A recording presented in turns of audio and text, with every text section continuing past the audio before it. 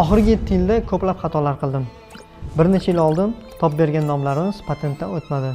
Ba'zi loyihalarimiz esa kechikdi. Hatto shunday holatlar bo'ldiki, mijozga loyihani yakuniga yetkazib bera olmaganligimiz sababli to'lovlarni qaytarib berishimizga to'g'ri keldi. Ismim Behzod, Mountain Branding agentligi rahbariman. Siz meni brend qurish va uni himoyalash haqidagi videolarimni ko'rgansiz. Ko'pincha biz chiqishlarimizda mijozlarimizni yutuqlari haqida gapiramiz.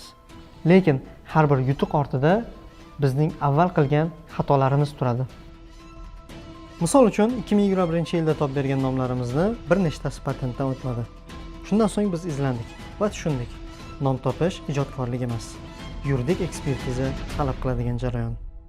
Endi har bir topgan nomimizni patentdan o'tishiga va'da bera olamiz. Brending bo'yicha foydali videolarni o'tkazib yubormaslik uchun sahifamga obuna bo'lib qo'ying.